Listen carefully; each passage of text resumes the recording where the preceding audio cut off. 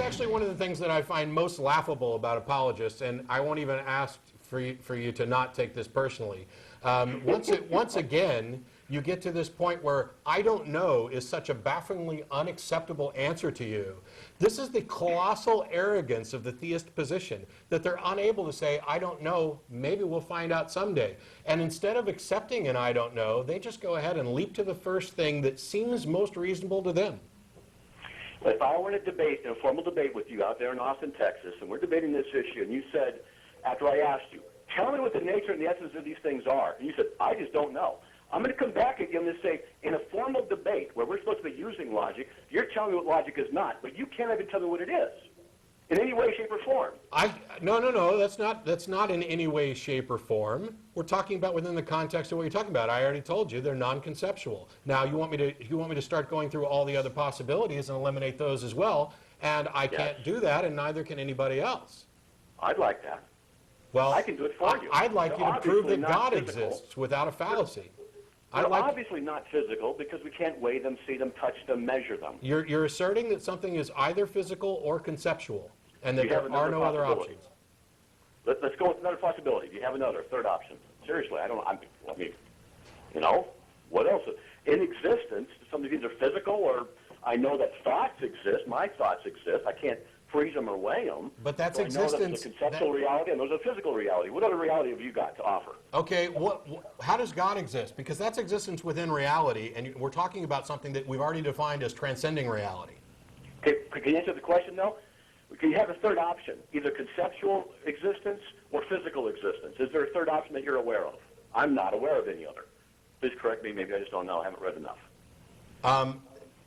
What I'm asking is about what you mean when you say exists, because when we talk about exists, that which is, we're talking about essentially within the bounds of reality, and that includes concepts. There you go. Concepts and physical nature. But that existence is subject to those absolutes, which is why we agreed in the first place that they are transcendent, that they are not contingent upon any matter, any space, or any time. The flaw here, one of the other flaws that I didn't quite get to address, is in the bigger scope of the argument, which is you're asking, why are the laws of absolute what they are? And why is a question regarding causality? And causality is necessarily temporal, and we have already excluded something because we're talking about something that transcends time. You're asking something that is essentially nonsense. No. Okay, well, that's the best answer I've ever heard. If we only have two possibilities to account for something, I'm not saying there's only two in this situation. I'm saying if there is. I agree. If you only have two and one of them is negated, then the other one is validated automatically. And prove to me that there are only two possibilities, because the only thing you've done so far is say, I only can think of two, can you think of others? You haven't proved that there are only two. I don't know of any other, and I'm with you, you're being correct here, that you haven't proven that there's any other, but this is it. There is either the physical and non-physical, there's either conceptual or non-conceptual. You also are required to offer me a third option. If I say these are the two options, I'm not required to prove the exclusion of all others, because it'd be like you saying, don't ask me to prove God does not exist. I'm asking you to demonstrate what does exist, a third option. If you don't have a third option, then you cannot say that the logical absolutes are not conceptual. You could say they are, but you cannot logically hold to that position if you cannot give me rationally a third option. No, I don't need a third option because I went with the second option. The option was they were either conceptual or not conceptual, and I'm going with not conceptual because conceptual makes them physical. Because no. Because what's the third option? Conceptual makes them contingent upon thought. That's the problem. What's the third option? You're asking for what's the third option between two things that aren't two options of this, where there's a third or a fourth. It's like I'm saying they're either red or blue, and you're saying okay, it's not red and it's not apple. So what is it? That's what you're doing. Category mistake. Category mistake. I'm not doing that. If there are only two possibilities, give me a third possibility. In all seriousness, I'm not angry. I'm curious. Is there a third possibility? conceptual realities or physical realities? I don't accept your premise that the two possibilities, what I said was something is either conceptual or not conceptual. And you said that non-conceptual equates to physical. And I'm saying that this is one of those things, maybe the only thing, whatever, that is not conceptual. That is also not physical. It is. You can't offer me a third option. Logic requires. The third option is neither. Neither? It is neither conceptual nor physical. So you jump into nothingness to defend your position? No. I'm saying they are what they are. This is an essential, and now, Matt, after 45 minutes or so, I can't count the number of times I've repeated this. So we're going to stop because there are other callers. There are callers that are on hold, and I'll be more than happy to talk about this more in email, or you can call in another time. For those that are interested, you can go to carm.org. The website's actually listed up on the corner of your screen. Or call me up. Call my show. Okay. I have a radio show 5 days a week in the Boise area, streamed over the internet. We can talk about this. And if you come up with a third option, let me know. I'd love to hear it. What it is. I'm not necessarily sure what the purpose of that would be because I identified a fallacy of structure in 6.1, and your only response is no, it's not. No, that's not.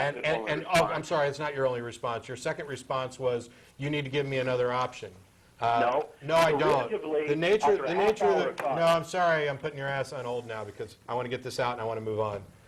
Thanks for the call, Matt, and we can talk about it another time. The nature of a syllogism is that you can know that it is unsound without necessarily knowing which premise is flawed or whether the structure is valid. And go look up reductio ad absurdum if you need to. I don't need to know what all the other options are to know that this option is not correct, to know that this option is flawed, to know that there's an invalid structure in here. There's about 18 different spots where this particular argument goes wrong, and I'll admit, I'm sure there are people out there who are face palming and pounding their head against a wall, and I'm sure there are people who are screaming, no, no, no, Matt, you're wrong, and no, no, no, Matt, you're wrong. If you actually go to the site and read through the argument, and Russell and I looked this over during the week, this week, there are clear spots where the scope of what you're talking about changes. And I don't know another way to express this other than to say when we're talking about A, and then you talk about A1, and say that it's A, I can't get there. I have a question. Yeah, you haven't talked at all. Well, no, I have a question about what you were just talking about. It seems to me that concept in my mind is based on experiential reality. Like my concepts can only come from my experiences with reality.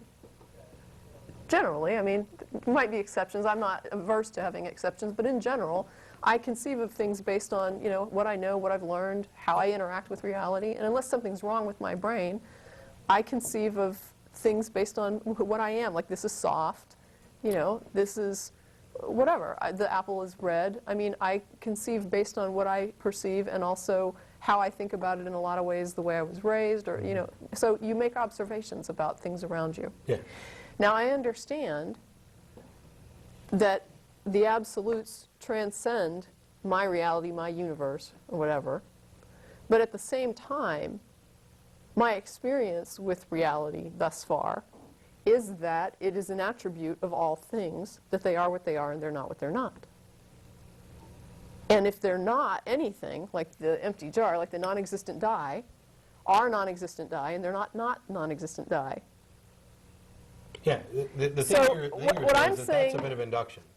But that's, because I've seen this so many times, it seems to be like a Right, good rule of thumb right. thing. Now- The thing about these laws being absolutes is that the laws themselves can be subject, like A equals A. Right. You can take A equals A equals A equals A. Right. And I realize it's probably confusing somebody. What they mean is they apply to themselves. Right. They are what they are. They are tautologies. They are Right. necessarily themselves. So to me,